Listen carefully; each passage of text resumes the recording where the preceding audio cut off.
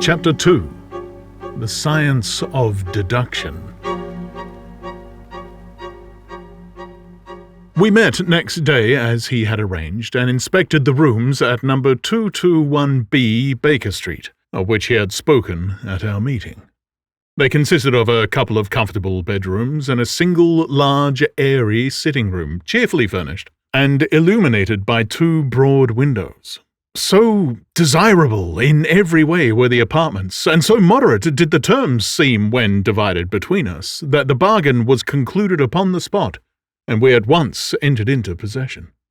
That very evening I moved my things round from the hotel, and on the following morning Sherlock Holmes followed me with several boxes and portmanteaus. For a day or two we were busily employed in unpacking and laying out our property to the best advantage. That done, we gradually began to settle down and to accommodate ourselves to our new surroundings. Holmes was certainly not a difficult man to live with. He was quiet in his ways, and his habits were regular. It was rare for him to be up after 10 at night, and he had invariably breakfasted and gone out before I rose in the morning. Sometimes he spent his day at the chemical laboratory, sometimes in the dissecting rooms, and occasionally in long walks, which appeared to take him into the lowest portions of the city. Nothing could exceed his energy when the working fit was upon him, but now and again a reaction would seize him, and for days on end he would lie upon the sofa in the sitting-room, hardly uttering a word or moving a muscle from morning to night. On these occasions I have noticed such a dreamy, vacant expression in his eyes that I might have suspected him of being addicted to the use of some narcotic, had not the temperance and cleanliness of his whole life forbidden such a notion. As the weeks went by, my interest in him and my curiosity as to his aims in life gradually deepened and increased. His very person and appearance was such as to strike the attention of the most casual observer. In height, he was rather over 6 feet, and so excessively lean that he seemed to be considerably taller. His eyes were sharp and piercing, save during those intervals of torpor to which I have alluded, and his thin, hawk-like nose gave his whole expression an air of alertness and decision.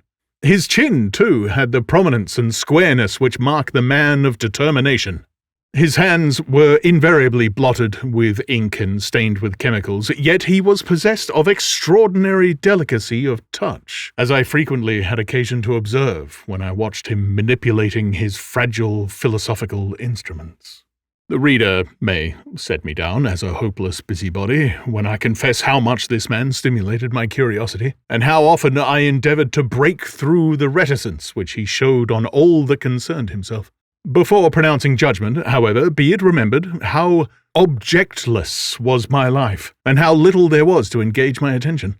My health forbade me from venturing out unless the weather was exceptionally genial, and I had no friends who would call upon me and break the monotony of my daily existence. Under these circumstances, I eagerly hailed the little mystery which hung around my companion, and spent much of my time in endeavouring to unravel it. He was not studying medicine. He had himself, in reply to a question, confirmed Stanford's opinion upon that point. Neither did he appear to have pursued any course of reading which might fit him for a degree in science or any other recognized portal which would give him an entrance into the learned world. Yet his zeal for certain studies was remarkable, and within eccentric limits his knowledge was so extraordinarily ample and minute that his observations have fairly astounded me. Surely no man would work so hard or attain such precise information unless he had some definite end in view. Desultory readers are seldom remarkable for the exactness of their learning. No man burdens his mind with small matters unless he has some very good reason for doing so. His ignorance was as remarkable as his knowledge. Of contemporary literature, philosophy, and politics he appeared to know next to nothing.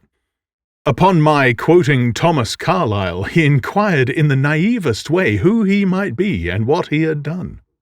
My surprise reached a climax, however, when I found, incidentally, that he was ignorant of the Copernican theory and of the composition of the solar system. That any civilized human being in this 19th century should not be aware that the Earth travelled round the sun appeared to be, to me, such an extraordinary fact that I could hardly realize it. "You appear to be astonished," he said, smiling at my expression of surprise. "Now that I do know it, I shall do my best to forget it." "To forget it?" "You see," he explained, "I consider that a man's brain originally is like a little empty attic, and you have to stock it with such furniture as you choose. A fool takes in all the lumber of every sort that he comes across, so that the knowledge which might be useful to him gets crowded out, or at best is jumbled up with a lot of other things so that he has a difficulty in laying his hands upon it. Now, the skillful workman is very careful indeed as to what he takes into his brain attic. He will have nothing but the tools which may help him in doing his work, but of these he has a large assortment, and all in the most perfect order. It is a mistake to think that that little room has elastic walls and can distend to any extent. Depend upon it, there comes a time when for every addition of knowledge you forget something that you knew before. It is of the highest importance, therefore, not to have useless facts elbowing out the useful ones." "But the solar system," I protested. "What the deuce is it to me?" he interrupted impatiently. "You say that we go round the sun. If we went round the moon, it would not make a pennyworth of difference to me or to my work." I was on the point of asking him what that work might be, but something in his manner showed me that the question would be an unwelcome one. I pondered over our short conversation, however, and endeavoured to draw my deductions from it. He said that he would acquire no knowledge which did not bear upon his object. Therefore, all the knowledge which he possessed was such as would be useful to him. I enumerated in my mind all the various points upon which he had shown me that he was exceptionally well informed. I even took a pencil and jotted them down. I could not help smiling at the document when I had completed it. It ran in this way: Sherlock Holmes, his limits. 1. Knowledge of literature, nil. 2. Philosophy, nil. 3. Astronomy, nil. 4. Politics, feeble.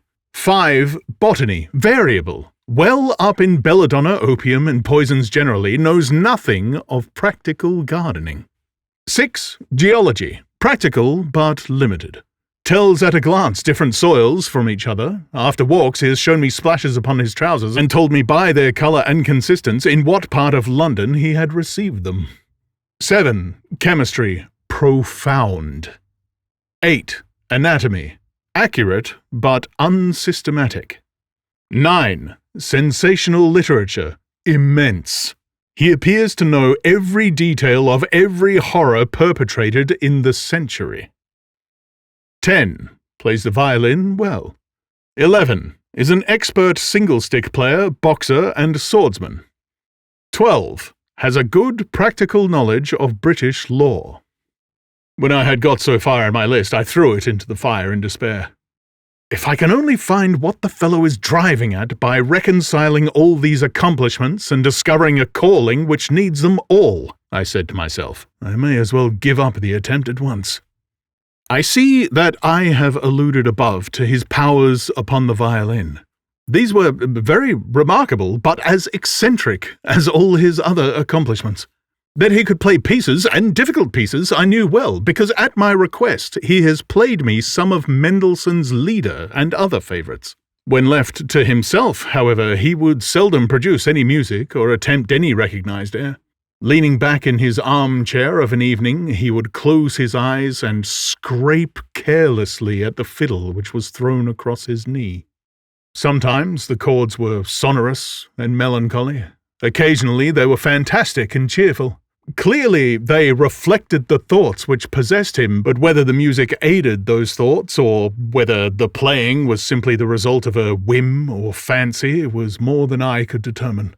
I might have rebelled against these exasperating solos had it not been that he usually terminated them by playing in quick succession a whole series of my favourite airs as a slight compensation for the trial upon my patience.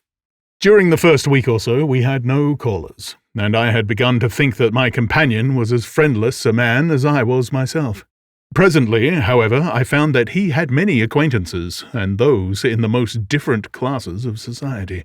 There was one little sallow, rat-faced, dark-eyed fellow who was introduced to me as Mr. Lestrade, and who came 3 or 4 times in a single week. One morning a young girl called, fashionably dressed, and stayed for half an hour or more. The same afternoon brought a grey-headed, seedy visitor looking like a Jew peddler, who appeared to me to be much excited, and who was closely followed by a slipshod elderly woman. On another occasion, an old, white-haired gentleman had an interview with my companion, and on another, a railway porter in his velveteen uniform.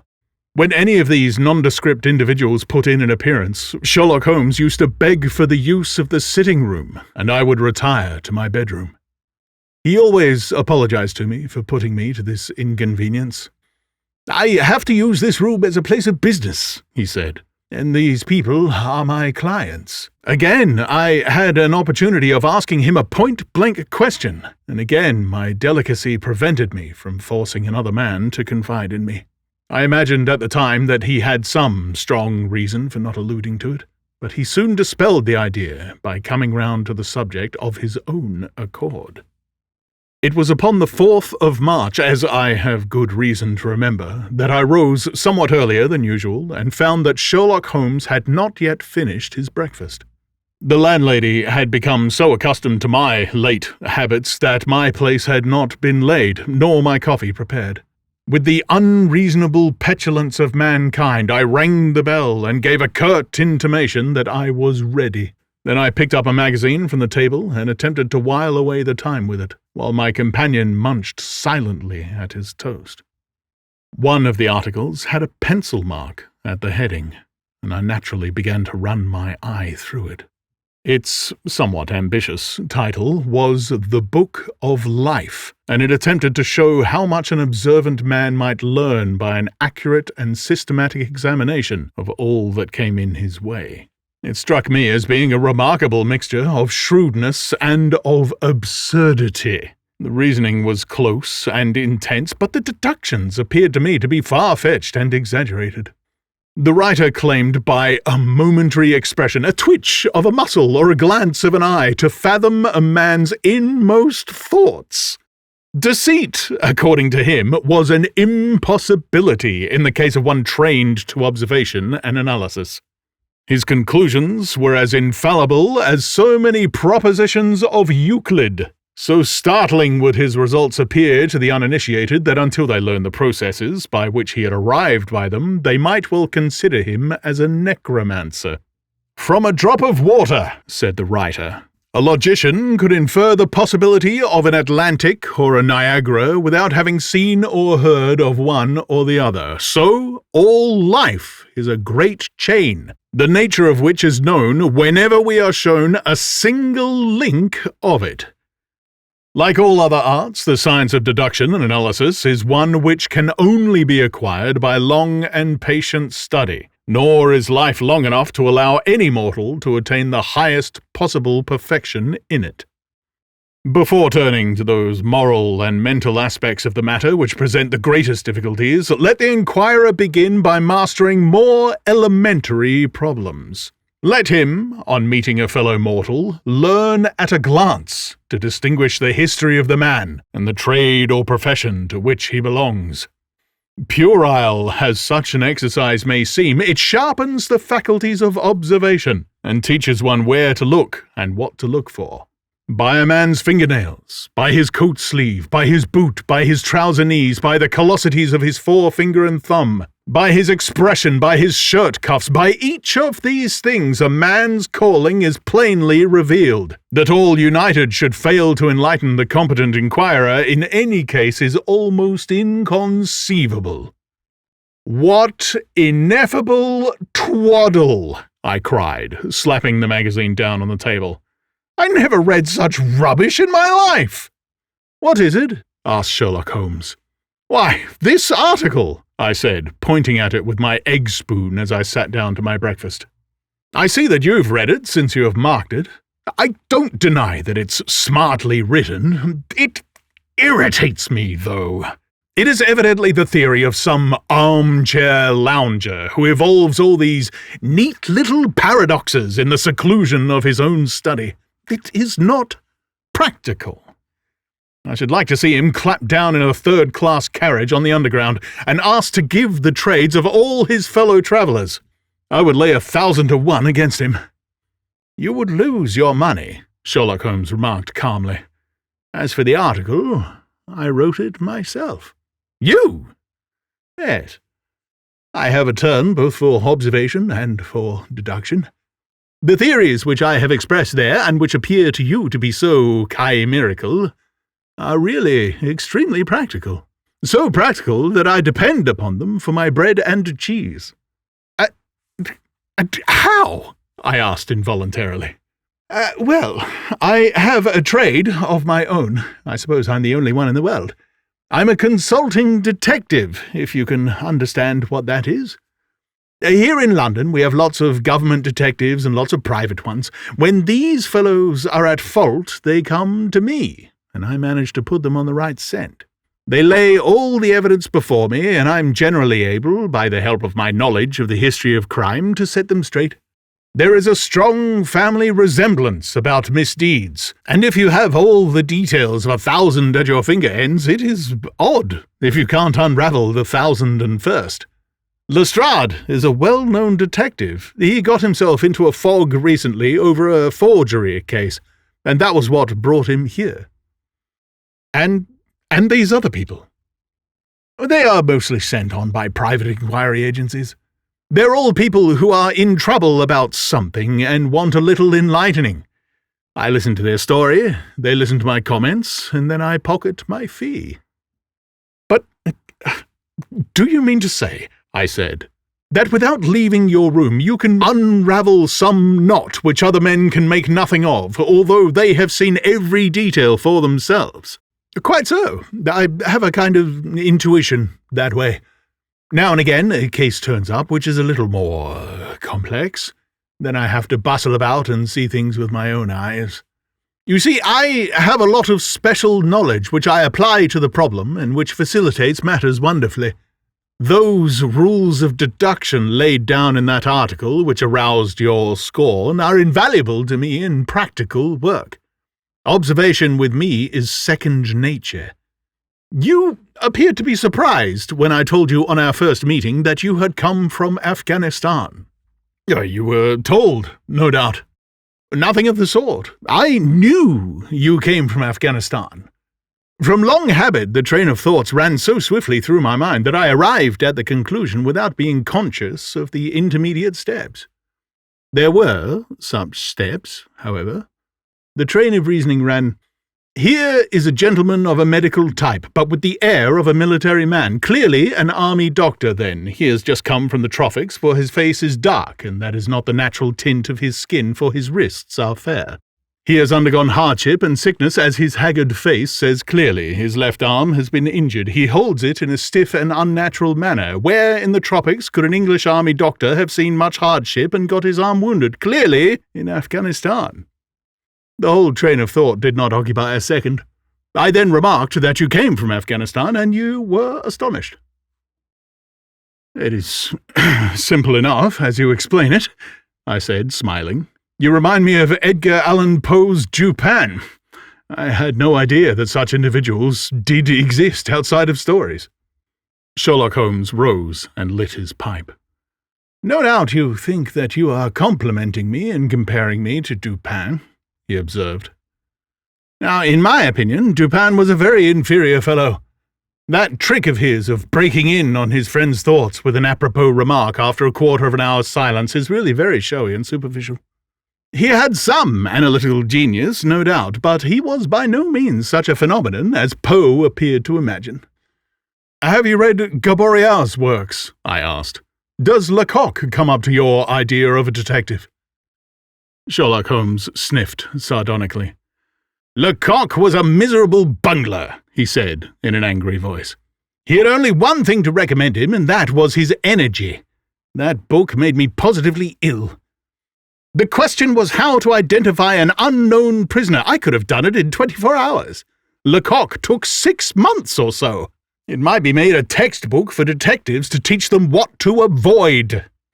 I felt rather indignant at having 2 characters whom I had admired treated in this cavalier style. I walked over to the window and stood looking out into the busy street.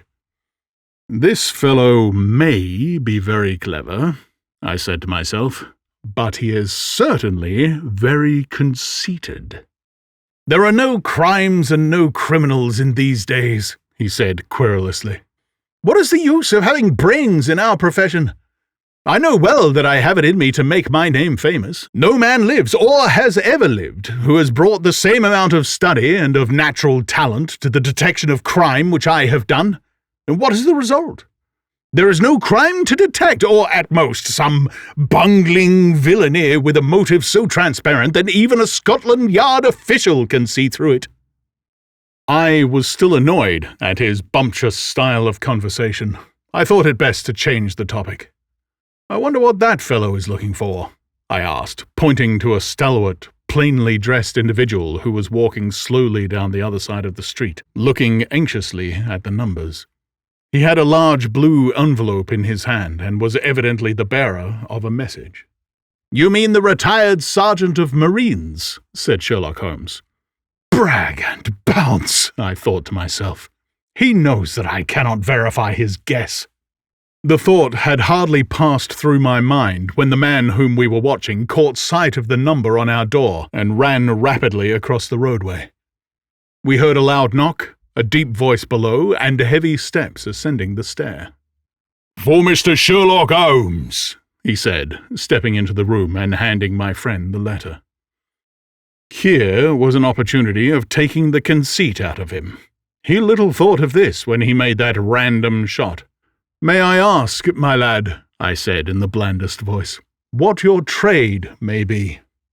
"Commissionaire, sir," he said gruffly. "Uniform away for repairs." "And you were?" I asked with a slightly malicious glance at my companion. "Sergeant, sir. Royal Marine Light Infantry, sir." "No answer? Right, sir." He clicked his heels together, raised his hand in a salute, and was gone.